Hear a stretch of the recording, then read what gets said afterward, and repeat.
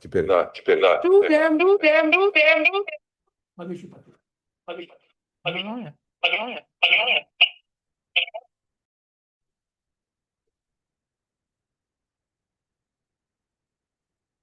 Hello. Hello. Had I known people were in the Beit Midrash, I would have come to the Beit Midrash. Hello. You still have a chance. I still have a chance. Yeah, okay. I would. You say go and tell me when we should begin. I'm not sure who normally joins or what we're looking for, but I shall await your word. And I'm excited to see you, and I'm sorry that I'm not seeing you in person.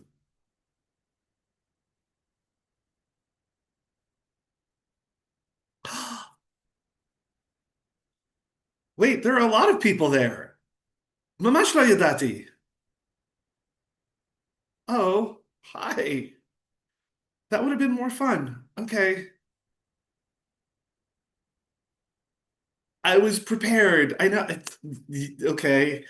I'm not going to get there in the next 10 minutes. Don't worry, my friend, you have 15. Yeah, 15 minutes. 15 minutes. Tola.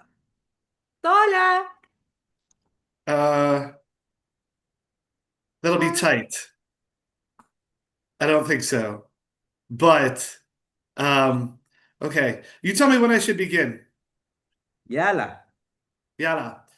Great. So, By the way, check great. out if we are still streaming on this. They have this Mark streaming live stream. Okay. It says it's on YouTube. Oh yeah, it's go. Oh yeah. Okay.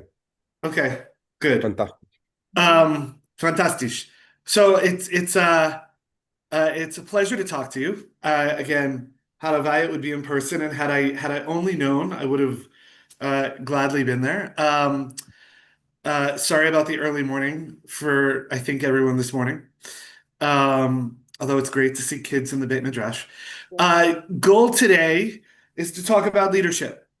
And I want to talk about a few different ways of understanding leadership, of approaching leadership, both in theory and in practice. I have some very interesting homework if you are interested in doing that. It's actually perfect for children too. So I will share that. And I actually want to start before getting into a PowerPoint that I put together, is I actually want to start by talking about the Parsha that we just read this past Shabbat. Which, cute little fact, in America, they're going to read next Shabbat. So, yes, Parshat Shlach, talking about the spies being sent to scout out the land of Israel and all the tumult that happened after they returned. Okay? In my opinion, this is a phenomenal example of poor leadership.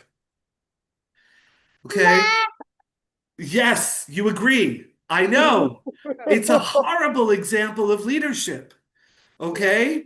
So, and I want to discuss with you, I want to tease out a little bit, perhaps why that's the case and what we can learn from this parsha.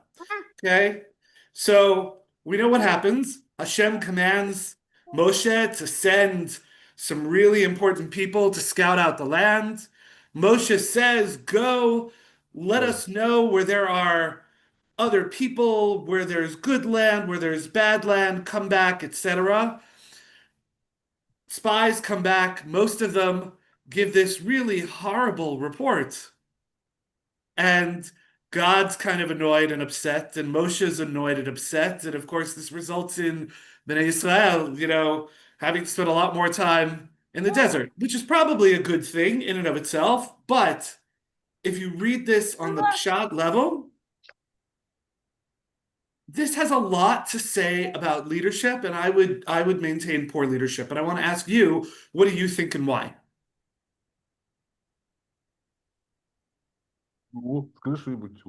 Yeah, Sasha, what's your son's name? דוביק. He has 4 names. Oh, okay. Dov מה את first, מעדיפה? Dov. I call him Tovik or Dovik. דוביק, אוקיי. Dovik. וכשאת כועסת עליו, אז... Dovik. אוקיי, דוביק. אוקיי. Dovik Simantov, it's too long. מה דוביק חושב? אוקיי, לא, סתם. What do you think is an example of either good or bad leadership in this story?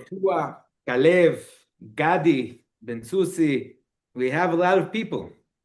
משה, אהרון, who? Who is the leader? Yeah, who according to you is the one presented the poor leadership among all of them?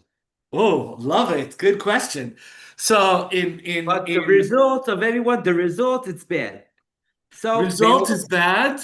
The best we can have is a whole... just Lubavitch Rebbe because he's still leader of the... No, okay.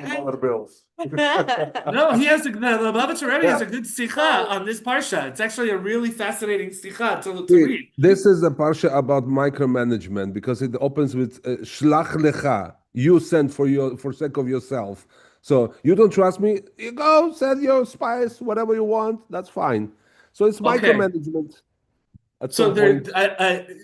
אני מסכים, okay? I think there's a whole lesson here where Hashem actually, is also demonstrating poor leadership, whether it's micromanagement or passive aggressive leadership. You don't trust me? You look and see for yourself, okay? So there's that element there. There's also the element, and I would say on the part of Hashem, which, for better or worse, we see throughout a lot of these parshiot. Okay, you're an omnipotent God. Okay, you're supposed to know everything, etc. You took this people out of Egypt. They haven't really had the chance to sort of come onto their own, to get settled in terms of their own community, their own leadership, etc. And you have Hashem, which expects the world of them. Perhaps a level that is so far beyond what they're capable of that you could see this, that basically he's setting them up for failure. Okay? Again, possible. They needed to fail because you needed to bring in a whole new generation, etc. All sorts of ways to interpret. But let's shift for a moment to talk about Moshe. So you have Moshe that basically calls people together and says, go out, come back, let me know what you find. My perspective, Moshe did not frame the mission well. Moshe did not give them expectations. He did not say, this is what we are doing, here's what I want you to do. He basically gave them carte blanche. It was a wide open blank slate. But it can be also good because sometimes if some leader says to you, like teacher, do just this, so you don't have space for your imagination and your bchira chofshis. So Great. you want just sometimes more space. Great. Like more flexibility. So 100%, and when we get there, this is one of the questions and choices that leaders have to make. Where do you draw that line? How do you balance the need to direct people or lead, depending on how you define leadership, versus the ability for people to think for themselves and do for themselves? And it actually plays out very differently in real world situations. That is a great point. I would just say that even so, I'm a huge believer in framing. לפני שאתה מתחיל משהו עם אנשים, אוקיי? זה נורא כדאי להגיד לאנשים מה הציפיות שלך, מה אתה רוצה מאיזה ניסיון, מאיזה פרויקט, מאיזה לא משנה. Okay? You always want to be clear. What's the goal? What's the objective? Even if you want people to fill in the blank. I'll give another example. Okay, and it's one that I've used in training. So I used to I was involved in the start of Birthright Israel, Taglit Birthright Israel. Okay, and we would train young staff.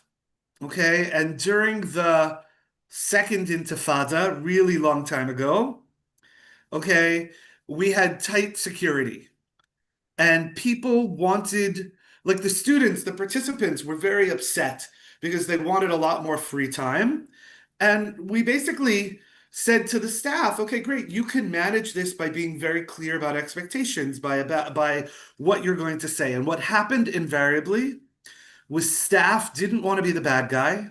What did they do? They opened the door to people complaining further. So they basically said, oh, it's not in our hands, it's in other hands. Maybe there's something that could be done, etc. Rather than being clear and specific, okay, they open the door. And sometimes when you open a door without expectations, without guidelines, you know, people can go in not so good directions. Again, we see that in this parsha. There's another element here that I would point out, which is also, I think, oh, hi, Tovik.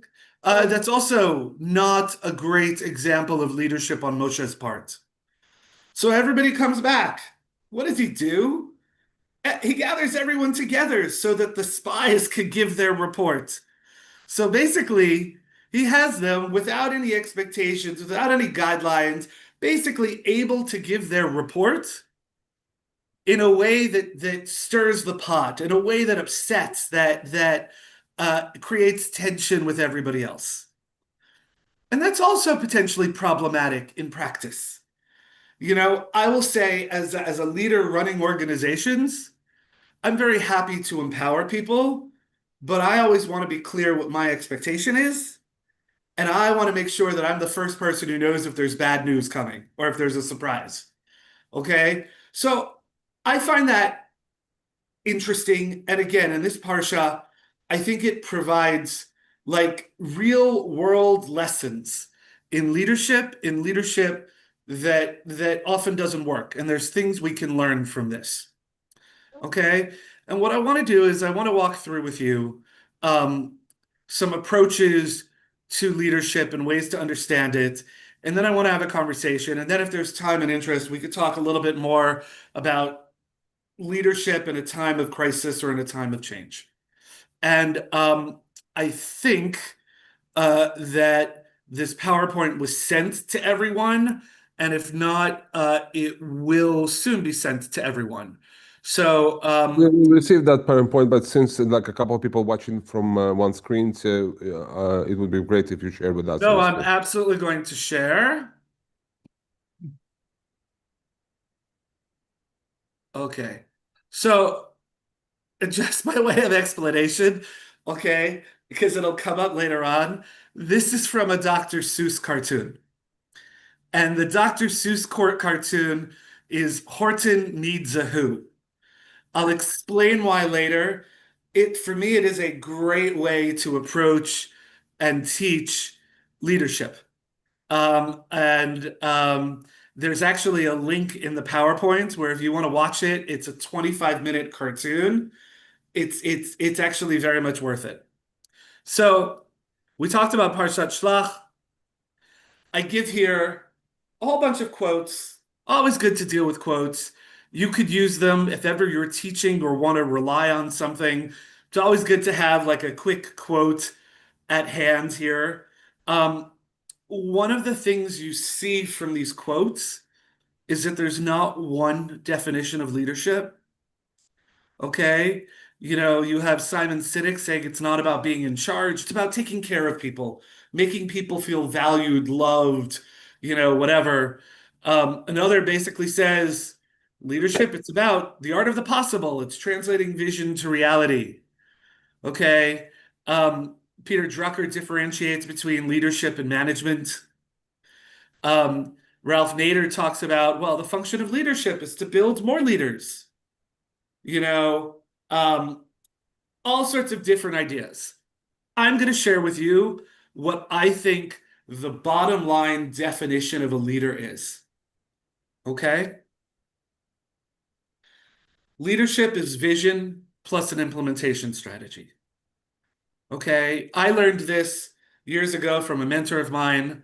In every situation, I actually see this maxim, this lesson playing out and relevant. So manhigut, leadership, what is it? Chazon, what's your matara? What's your vision? What do you want to see for the future? Plus, when I say implementation strategy, ech lagia l'sham. Either what's your business plan? How are you going to get there? What's your approach to making it happen?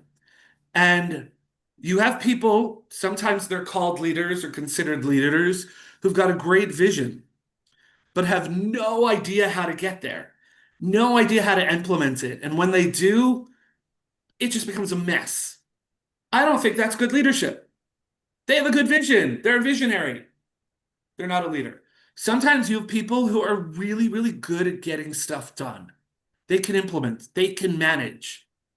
But if there's a new situation, if there's a crisis, if there's something that requires seeing things differently, they're not really able to do that well.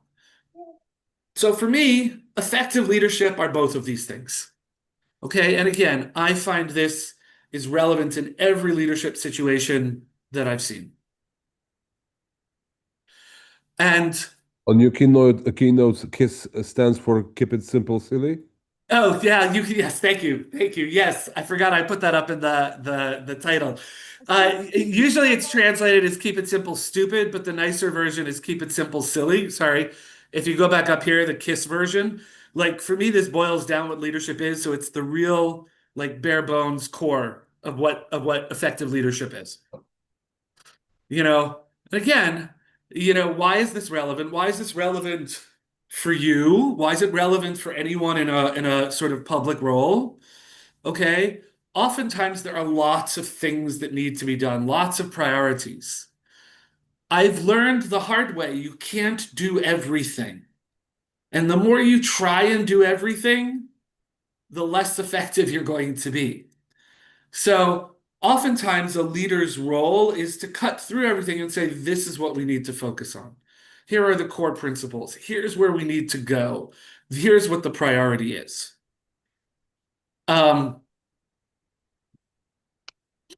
Basically, I'm going to go through now, and I'm not going to spend too much time. You can go on AI. You can find this yourself. There are some basic theories about leadership that are worth knowing. Okay? This comes down to who are leaders. All right? Are leaders people who have intrinsic qualities? There are people who are natural born leaders. Is that what it takes to be a leader? Someone who's charismatic, someone, etc. Or can you teach leadership?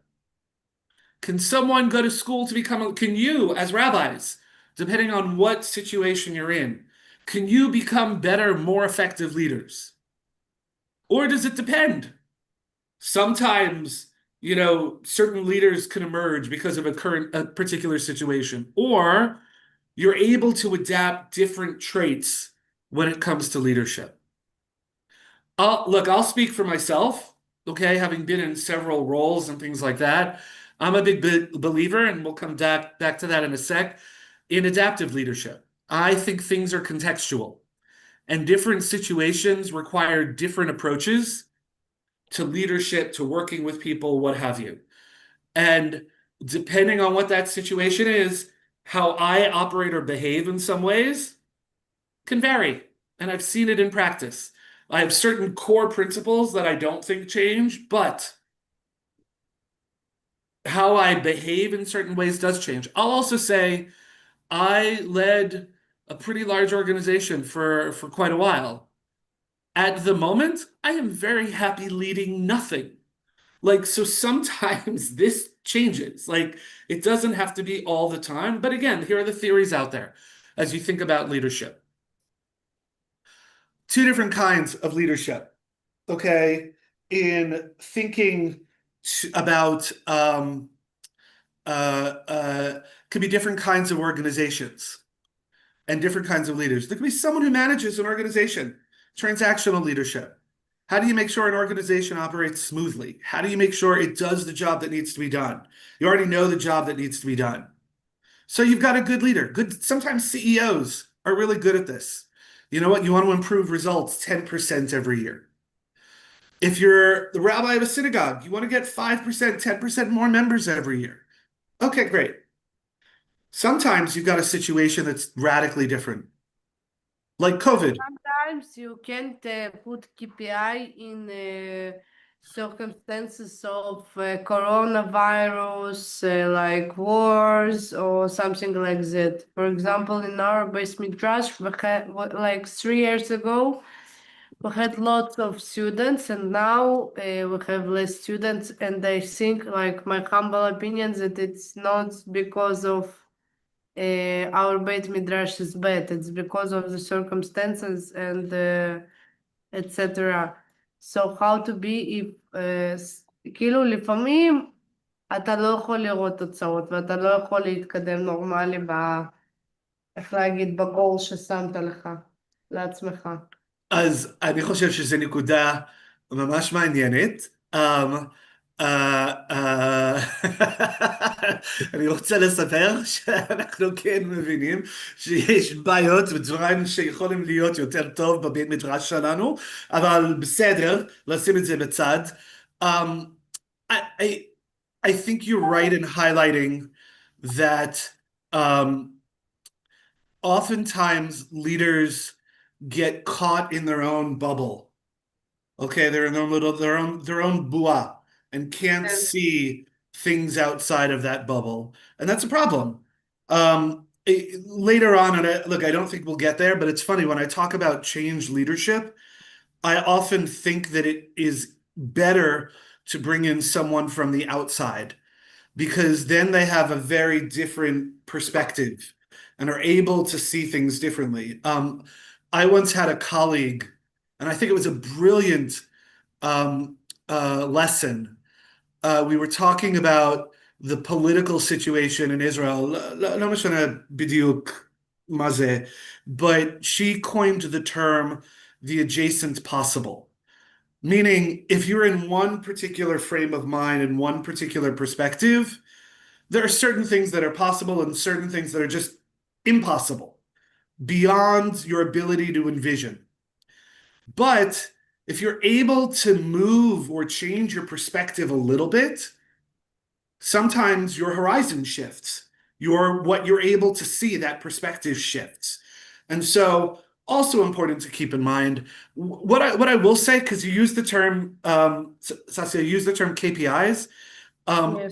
I think that regardless of the kind of leadership we're talking about, you can identify certain success factors or measures of success or things that will drive success, even if you might not be able to quantitatively measure them or get so specific. I think there are still things that can be helpful along the way. So certainly with transactional leadership, you can come up with those performance metrics, but also through transformational leadership. You know, if you're trying to deal with a big picture issue, you can come up with a theory, a framework that says, if we address this issue well, here are the things that will be better. You could also recognize here are the things that'll be problematic as you move towards that approach. But other ways of thinking about leadership, there's a lot of material on this about relationships and trust and how to build a team. There's also this whole idea of servant leadership and humility and things like that. A lot of this comes down to the personality of the leader, perhaps even to a degree, the particular situation that you're leading in. We'll talk in a little bit about some things that are critical for any leader, regardless of the situation. Actually, this next slide, no, the slide after this will be some examples of that. But here are other ways to think about yourself as a leader.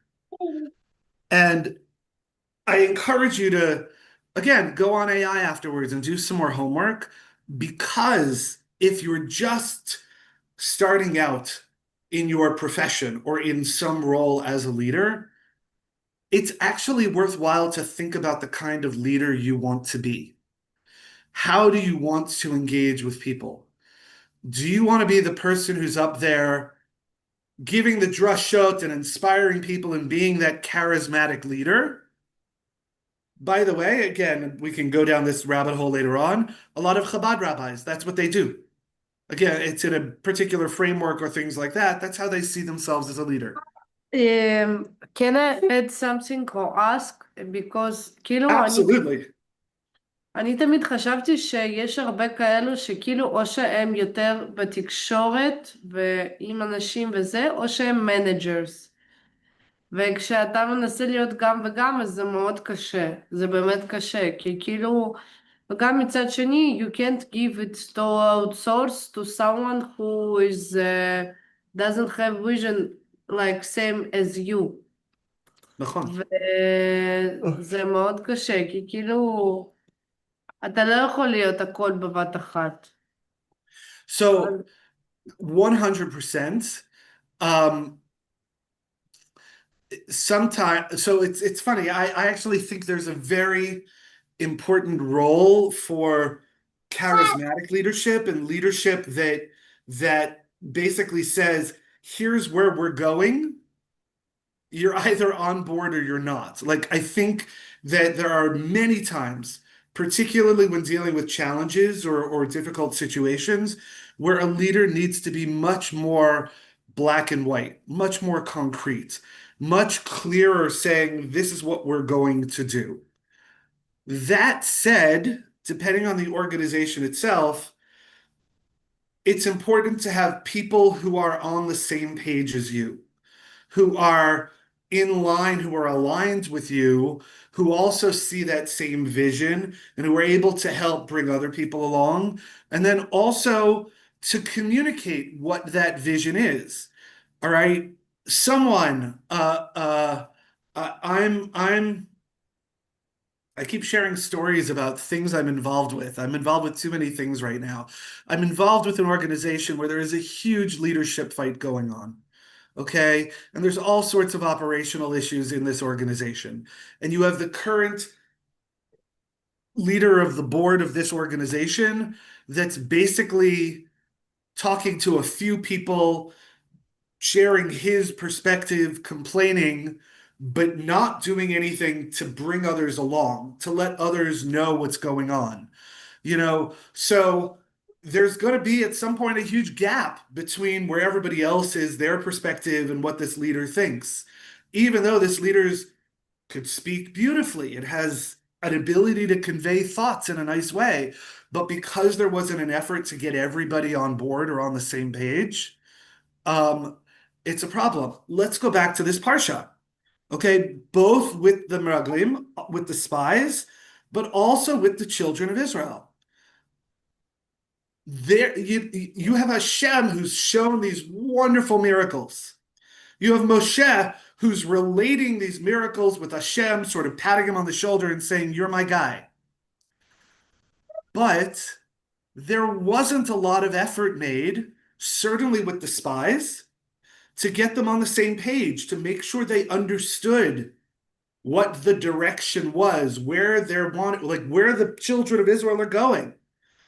You know, and there wasn't a lot of time or effort to do that with Bnei Yisrael, which, by the way, is probably one reason why 40 years in the desert gives enough time for a new generation to come up and then they can get on that same page.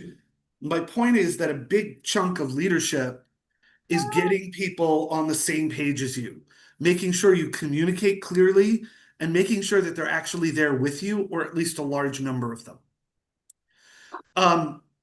Practically speaking here, again, different ways for you to conceive or think of yourselves as leaders. How do you want to be known? What's your reputation going to be? And that's an interesting way to look at this. What's your reputation going to be? How do you want people to know or approach you as a leader? Certain things to keep in mind. And then on the last slide, I mentioned this before. This is something I find on a practical basis remarkably helpful. Okay. It's called Direction, Alignment, Commitment. There's an organization in North Carolina, I think, a leadership institute that teaches this, but that basically says for organizations, for leadership to be successful, you need to make sure 3 things happen. And I think this is especially relevant for all of you, given your prospective future careers as rabbis, as organizational leaders, as teachers in Israel, outside of Israel, doesn't matter. Okay? Direction. You want to make sure everybody understands what the goals are. Why are you doing this? What's the point? Where do you want to get to at the end of whatever this process is? Okay? This term alignment.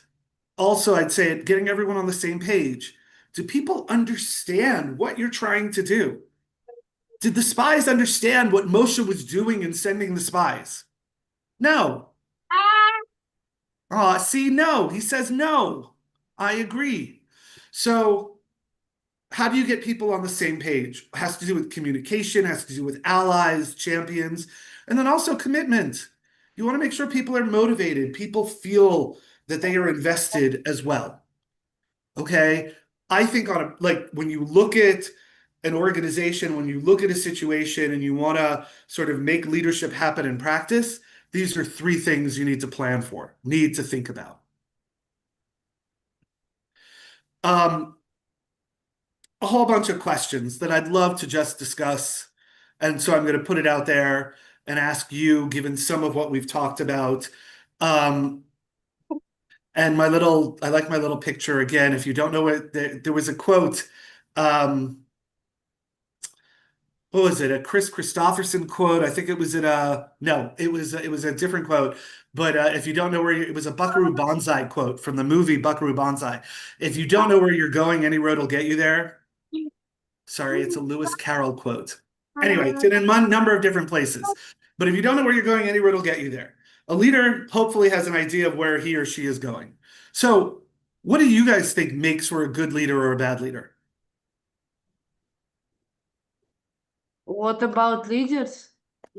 Что делает, что кто-то хороший лидер, а кто-то плохой лидер? What about what? I didn't understand the word. אני חושבת שמנהיג טוב זה מי שיש לו, כאילו סתם בן אדם טוב גם, זה מאוד חשוב שהוא יהיה דוגמה חיה. Okay.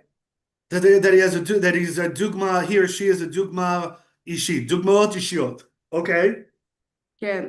כאילו למשל, משה רבנו היה, איך להגיד, הראל שפתיים? הראל שפתיים. הוא היה הראל שפתיים, אבל למרות זאת הוא היה דוגמה חיה בשביל אנשים, ולכן גם הקשיבו לו. כי הוא לא תקר והוא עשה הכל כמו שצריך. He was an incredible human being plus, absolutely. I would say, well, as we sort of said, that doesn't always mean he demonstrates leadership in the most effective way, but you're right. He's the right demut, the right type of person potentially to be a leader. And do you think Moshe Rabbeinu was able to learn or learned how to be a better leader over time? כן. I think so too. I think, and it's funny. למשל, הוא חשב שהוא צריך לקחת את כל האחריות שלו על עם ישראל, אבל לפעמים אתה לא יכול להיות אחראי על כולם. Yeah, the whole story of Parshat Yitro. Yes. You know, and it's clear that it's clear that Moshe didn't go to business school. It's clear that Moshe did not have the leadership training up front, and he learned as he went along. So you have Yitro, Choten Moshe, who comes along and says, what are you doing? Like, you've got to have a system. You've got to have a structure in place. You know, and there are other times that he learned along the way. So, work-life balance, I think that he would make it better. That work-life balance needs to be better with Moshe? כן, כאילו, לא יודעת. מה היה אגב עם בנים שלו בסוף? רק מדרשים שלהם. רק מדרשים? אז למה הם לא המשיכו להיות מנהיגים? כאילו...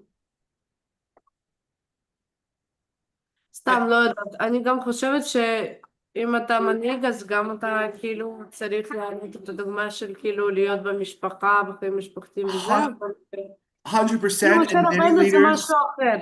אי אפשר ש... צריך להיות קצת רע. כן, הוא חייב להיות קצת רע.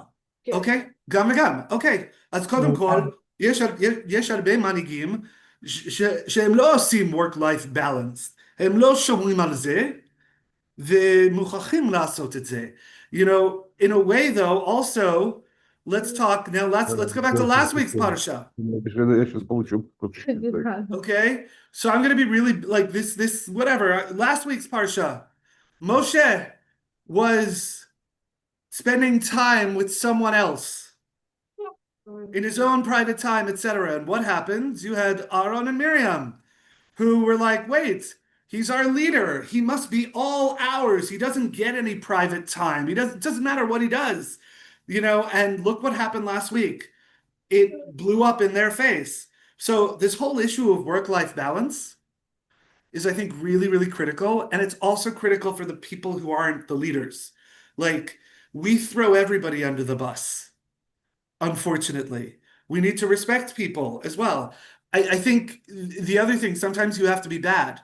I would phrase it a little bit differently. You need to make choices and you need to prioritize.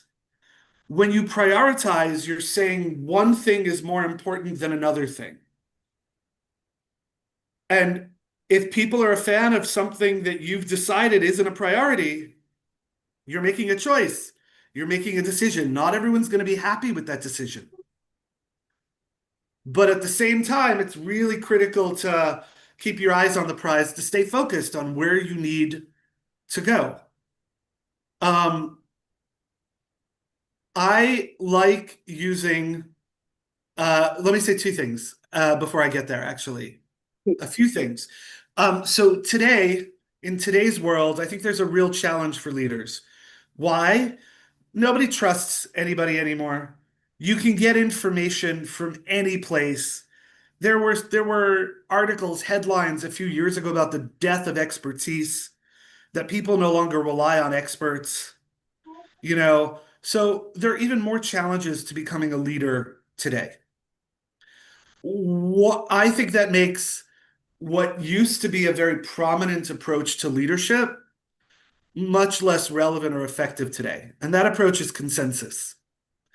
Okay, there was this idea in many organizations that you want everybody to agree.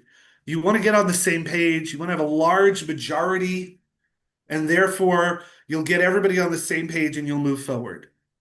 Today, ba'olam shalanu, there's no consensus on almost anything. So I'm not sure for a leader to try and get consensus is the right goal. Getting people to understand, getting people to buy in, getting people to getting enough of a commitment or agreement to move forward in a certain direction, great. But that makes the role of the leader doing that much more important and that much more challenging. I hope this doesn't get me in trouble. I learned one of my best leadership lessons from Yair Lapid. This was probably about maybe almost 10 years ago. He was speaking to a group that I had put together of CEOs from Jewish organizations in the United States. And he made a statement that I thought was brilliant. He said, the role of a leader isn't to tell people what to think.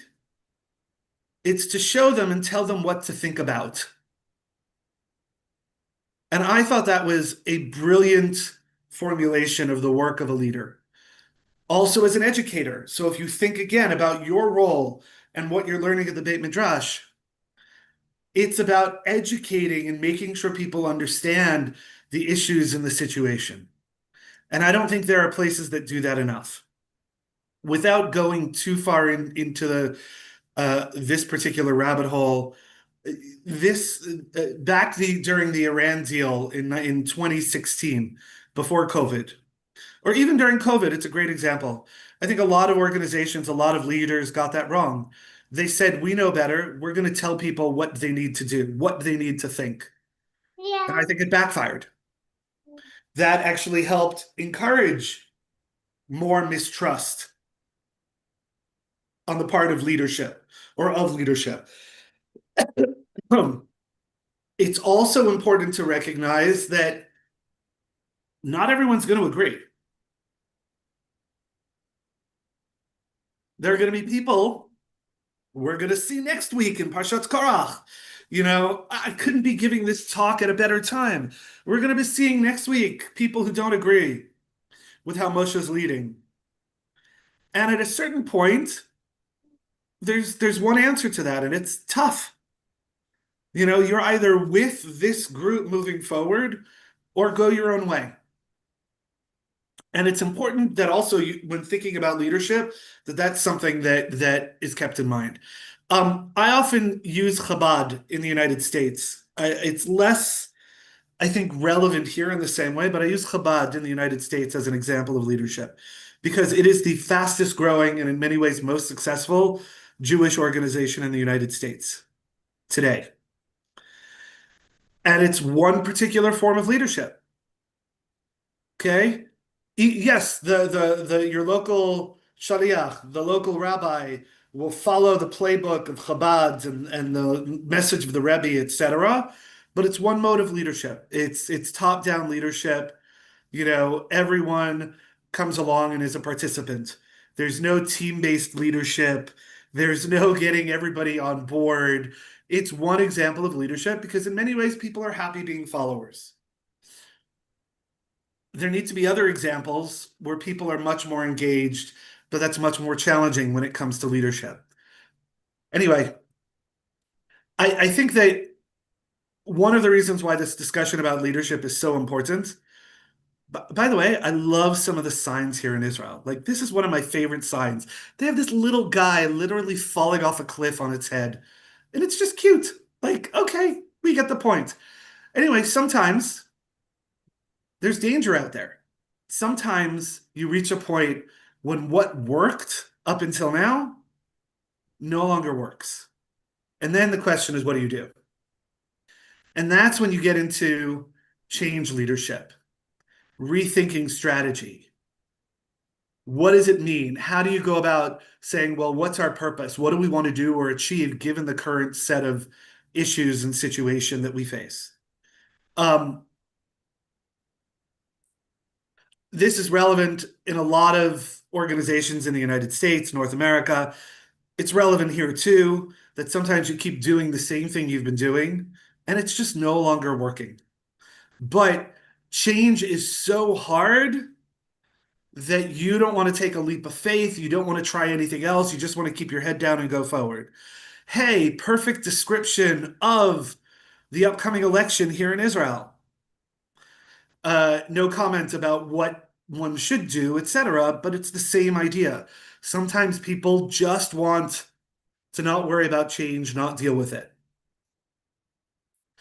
This, in the PowerPoint, is what I encourage you to watch. It's this short cartoon by Dr. Seuss, Horton Hears a Who. And it's a great example of a kind of leadership. It's a great example of the challenges that leaders face. By the way, you don't have to, it's easy to watch this. There's also a book. There's a great, you could buy the Dr. Seuss book. It's kind of funny. But it gets into all of the challenges that leaders face, especially when they're trying to do things differently. I don't mean to spoil the story, but basically you have this elephant creature with very big ears, okay, that hears this sound from, I don't know, this little ball, for lack of a better word, that looks just like a ball, that looks like, you know, it could be stepped on, destroyed, whatever else. But he hears there are all of these people who are living on this little world, and this world is at risk. And Horton, this big elephant, tries to get people on board to save this planet. But thus far, he's the only one who heard anyone from this planet. Okay, the thing about Dr. Seuss is he plays with words. There's all sorts of puns. So Horton was the only one who heard a who. The people on the planet were called a who, but it's also like who was there. So it all goes, you see two different things playing out. One of which is Horton being ridiculed and picked on and blamed by everyone in his world because nobody could see or hear what he was talking about. And at the same time, the people on this little world were all encouraged to come together and make a sound as one so that they would be loud enough to be heard. And only when they were loud enough to be heard and everyone came together and worked together and was on the same page were they able to make a difference. And only when Horton was able to show that he wasn't a lunatic, he was able to get other people on his side and back him up, etc. And if you think about what leaders do, that's a lot of the work that leaders do and that they have to do and to balance this. And so this is a great, great metaphor and way of looking at this. I'm just going to go through really, really fast the rest of the slides because it's more focused on dealing with change and crisis. You could look at it when you want. I'm happy to answer any questions when you want. Okay, here's the sort of background on Horton. Here's a who. And now it talks about what are the key things for leaders? What does it require? How do you get people on board? How do you get people on your side? Unfortunately, people like burying their head in the sand. But there's a need for effective leadership, a need for change, a need for sometimes taking the hits. And then, of course, victory is 1,000 fathers, but defeat is an orphan, meaning when something goes wrong, only one person gets blamed. And just other things that sometimes need to be done to make a real change when you're thinking of leadership that way. So I encourage you to enjoy the PowerPoint, but I'd be happy to talk about anything related to this or any questions you have. I will just sort of close the main part by saying I do believe, there are certain innate skills that people have in being a leader. There's a lot that can be learned and taught. And a large part of this comes down to, I think, being intentional about the kind of leader you want to be. And then there's skills and techniques along the way that could be very helpful, like that direction, alignment, commitment slide, for instance. All of this, I hope, or I think, will be relevant given some of the work that you're likely to do in the future. So what questions or thoughts do you have? I have a question. Sure. When you said you don't always need consensus, can you explain that a little bit more? I have a perfect example for that. Okay. Really perfect example for this. So In here.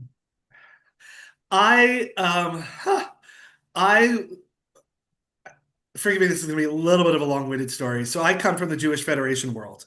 Okay, and Jewish federations, like synagogues, were founded often by people coming together for a common purpose, but they wanted to be as broadly popular and credible as possible. So their approach was to get representation from as many different parts of the community as possible.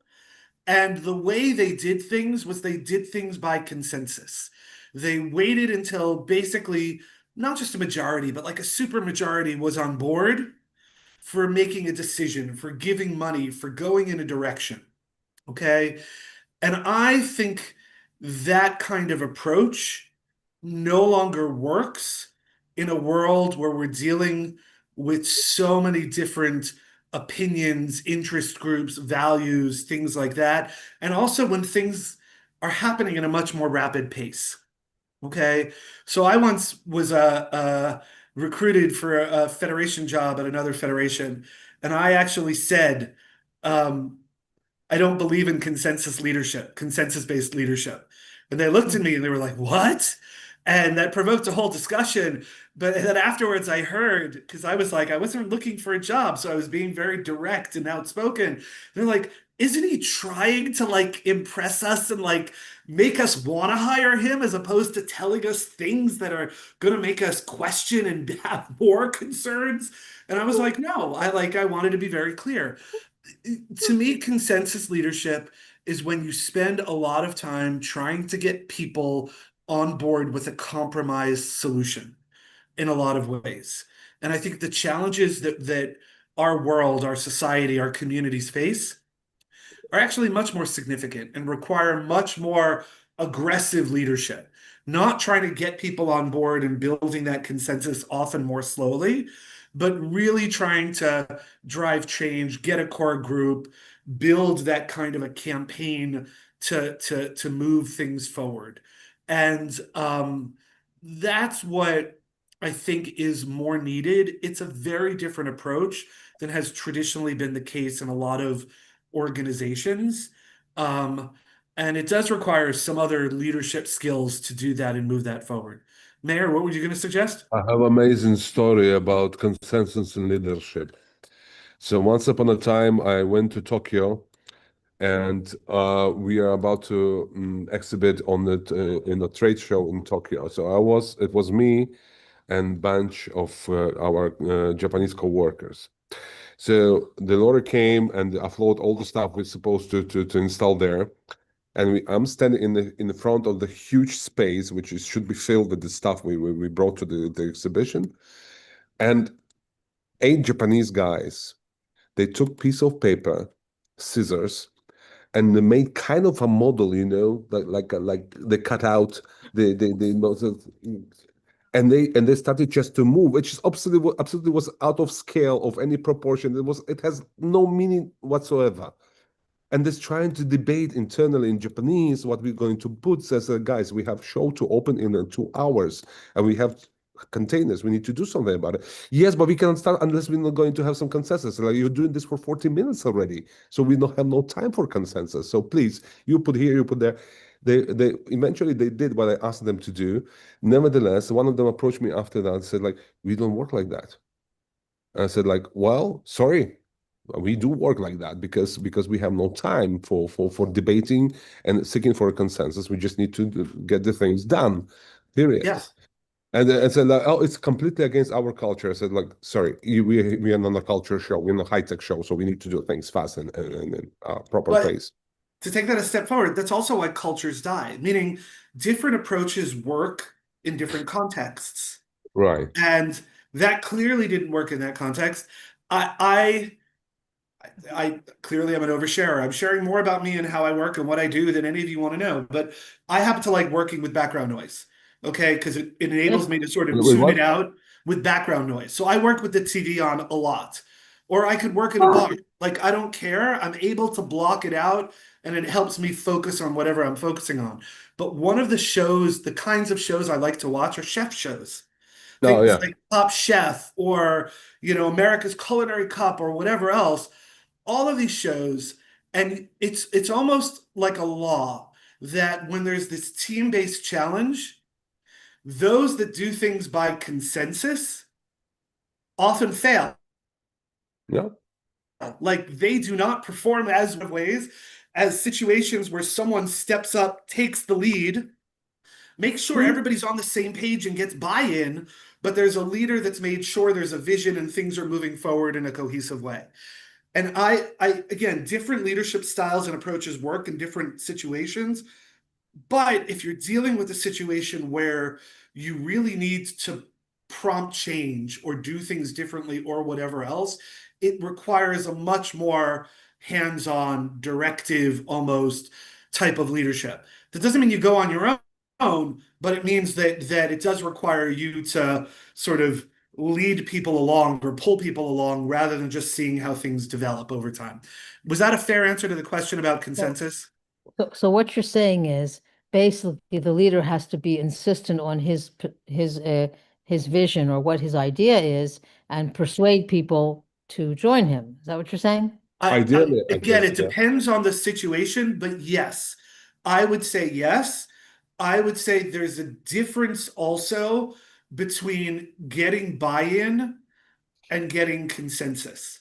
Okay? So if a leader is able to be persuasive and get people to trust him or her, that at least there's skill or the ability or reason to trust them to move things in a certain way, that they have that vision, and they're able to get people to buy in, okay? Even if it's not, I agree 100%, but I'm willing to trust you to move in that direction.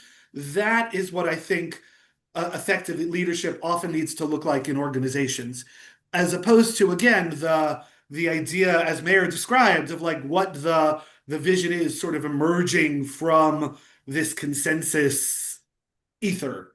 And again, it depends on the organization, it depends on the situation, but I think that's it's always interesting, I think, to look at an electoral situation like in Israel and other places too, where you actually have one model of leadership when people are trying to get people to vote for their parties, and they're able to say and whatever, but then once the votes are in and they need to come together to form a coalition, it flips to a different model of leadership. Like, you've now got to figure out how to compromise, how to, do things in a different way than just pulling everything on. And interesting. I mean, not a comment good, bad. It's just two different examples of leadership that are sort of mushed together in the same system.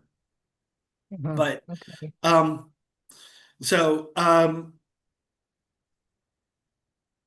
yeah, I'm sure one can do a historical study, and maybe AI could do this too, even if societies like Athenian democracy, was supplanted at a certain point. Like, I think that there's probably enough historical evidence out there that sort of also shows, like, sometimes when consensus breaks down, what are the other alternatives or approaches that emerge? That's just also another framework for looking at the same sort of thing we're talking about here with leadership. But yeah. Other thoughts or questions or challenges which are fun? Okay. Anything else? No. I'm awesome. I'm awesome. I really feel bad. I did not know that anyone was in the Beit Midrash. I really would have come in. I'm No, sorry. in the morning, there weren't many of us here. And also, we didn't know if we were staying, because if there would have been a couple of Hatraot and stuff, we might have all gone home. So, Okay. yeah, so that's why I No, didn't think it was, worth Don't feel bad. Yeah. No, it's like I got the message saying the people who are here, they want to leave. And I was like, okay, great, nobody's there. And like, Well, we didn't know, good. you see, we didn't Yeah. know. It was the uncertainty of the situation. Well, just say it was my. So, I will just say it was my loss. This is you getting a new topic for your next lecture: how to manage in an environment full of uncertainty. Oh, that's my life. Most people don't enjoy it, actually. I will say one thing. Sorry, again, in the interest of oversharing. Professionally, I deal all the time with uncertainty. It's what I do, but what I found is everyone needs balance. So the balance in my life is, when it comes to my personal life, I eat the same meals, I go to the same restaurants or bars, I do the same things. My personal life, on the other hand, is very boring and very consistent.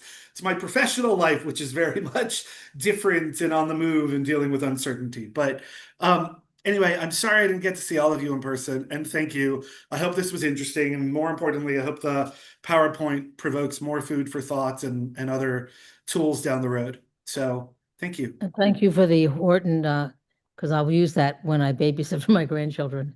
Oh, if you can get the book, like the large, I have the book. okay. book, yeah. It's great, and it's a fun thing to teach to business school students and whatever else. So yeah. Awesome. תודה רבה. Thank you very much. תודה לכם. תודה